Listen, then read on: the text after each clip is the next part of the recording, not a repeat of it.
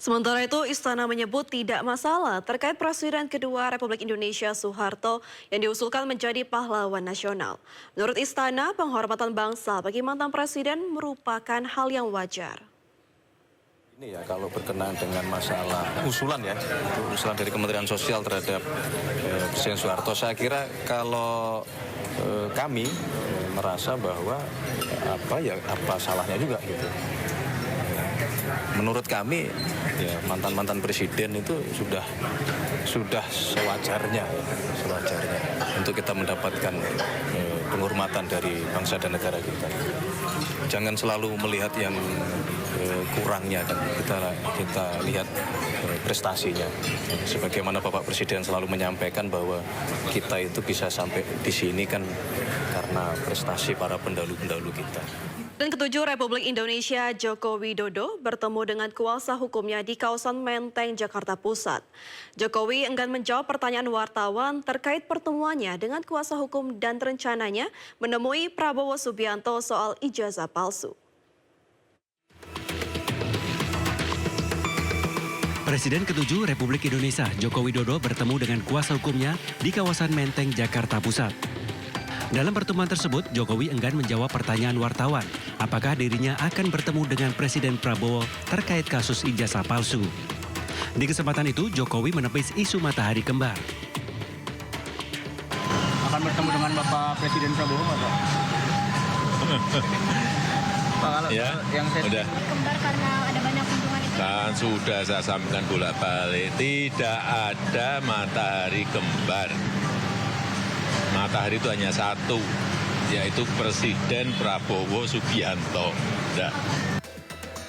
Sementara menurut kuasa hukum Joko Widodo, Yakub Hasibuan, Joko Widodo belum memberikan instruksi secara langsung kapan akan melayangkan langkah hukum, meski nama-nama calon terlapor sudah diberikan kepada Joko Widodo. Kalau kami dari kuasa hukum sudah melengkapi semua bukti-bukti dan dokumen yang ada. Tapi kembali lagi tentunya ini masih dalam pertimbangan Bapak seperti apa, Pak Jokowi. Jadi sementara ini memang sudah ada 4 orang yang kami lengkapi semua dokumen dan bukti-buktinya. Kapan dugaan tindak pidana dilakukan, di mana dugaan tindak pidana dilakukan, dengan metode apa dugaan tindak pidana dilakukan, dan sebagainya. Namun, kembali lagi konfirmasi akhir dari Pak Jokowi seperti apa. Sementara penggugat ijazah Jokowi menyatakan hingga kini pembuktian ijazah asli Jokowi masih terkesan ditutup-tutupi. Masyarakat pun butuh kepastian, namun semuanya akan dibuktikan di pengadilan. Teman-teman juga menyesalkan kenapa tidak bisa kita mengaksesnya gitu.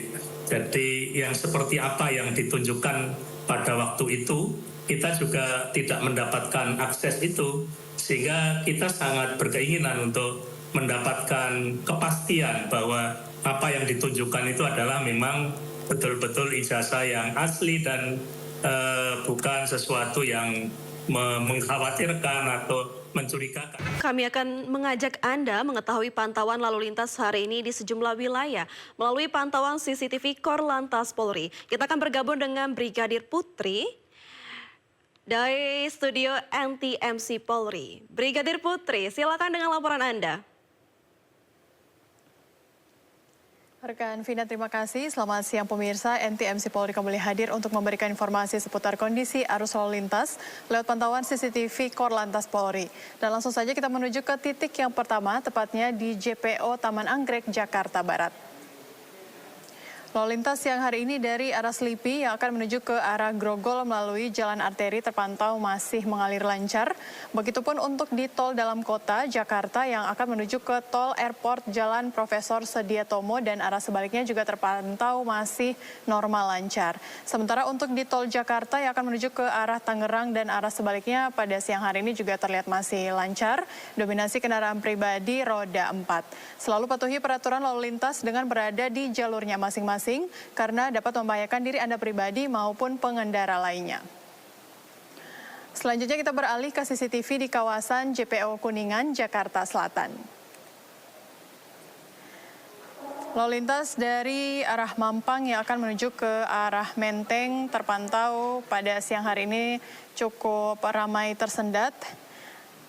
Terlihat ketersendatan kendaraan didominasi dengan kendaraan pribadi roda 4 dan untuk lalu lintas dari arah Menteng yang akan menuju ke arah Mampang masih terpantau mengalir lancar. Sementara untuk lalu lintas dari arah Menteng yang akan menuju ke arah Pancoran terpantau cukup tersendat, terjadi perlambatan kecepatan kendaraan yang berkisar kurang lebih 20-30 km per jamnya. Harap para pengendara untuk tetap waspada dan jaga jarak aman kendaraan Anda serta jaga kecepatan maksimal kendaraan Anda. Dari Jakarta Selatan, pemirsa, kita beralih ke CCTV di kawasan Pospol Ciawi, Jawa Barat. Lalu lintas pada siang hari ini dari eksit tol Ciawi yang akan menuju ke arah Caringin terpantau masih normal lancar. Kecepatan kendaraan masih dapat ditempuh dalam batas normal. Sementara untuk lalu lintas dari arah Gadok yang akan menuju ke arah Tajur terpantau cukup ramai. Dimohon para pengendara tetap waspada akan kendaraan umum yang menaik turunkan penumpang atau berhenti di sembarang tempat. Dan yang terakhir kita akan melihat kondisi arus lalu lintas dari kawasan Simpang Tohpati, Bali. Lalu lintas dari arah Gatot Subroto Barat yang akan menuju ke arah Sanur masih terpantau lancar, sedikit mengalami antrian kendaraan menjelang traffic light. Begitupun untuk lalu lintas dari arah Denpasar yang akan menuju ke arah Gianyar. Kami ucapkan terima kasih kepada para pengendara yang telah mematuhi marka jalan dikarenakan lokasi ini adalah persimpangan.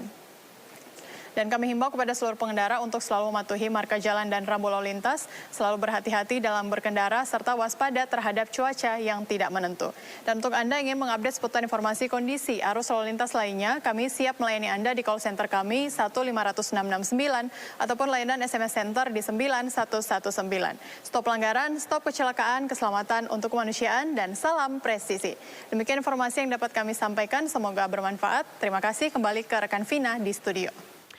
Terima kasih Brigadir Putri melaporkan dari studio NTMC Polri Jakarta. Selamat bertugas kembali dan salam presisi. Nama Presiden kedua Republik Indonesia Soeharto kembali masuk ke dalam daftar usulan Kementerian Sosial sebagai pahlawan nasional. Namun usulan Soeharto menjadi pahlawan nasional justru menuai polemik.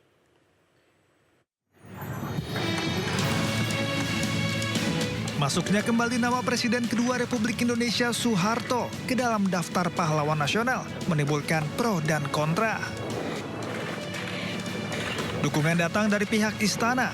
Menteri Sekretaris Negara sekaligus juru bicara istana Prasetyo Hadi menilai tidak ada yang salah dengan usulan Soeharto menjadi pahlawan nasional. Menurutnya, sudah sewajarnya mantan kepala negara diusulkan sebagai pahlawan nasional. Prasetyo juga mengutip pernyataan Presiden Prabowo Subianto yang menilai prestasi Indonesia saat ini tak luput dari kebijakan para pendahulu. Semua presiden menurutnya memiliki jasa masing-masing. Sementara itu, penolakan datang dari Direktur Eksekutif Amnesty International Usman Hamid yang menilai usulan Soeharto menjadi pahlawan nasional sebagai langkah yang bermasalah dan ahistoris. Menurutnya, selama 32 tahun menjabat sebagai presiden, Soeharto memimpin dengan tangan besi melalui rezim Orde Baru yang penuh pelanggaran HAM, pengagangan kebebasan sipil, dan penyalahgunaan kekuasaan. Reaksi keras juga diberikan Gerakan Masyarakat Sipil Adil Soeharto atau GEMAS.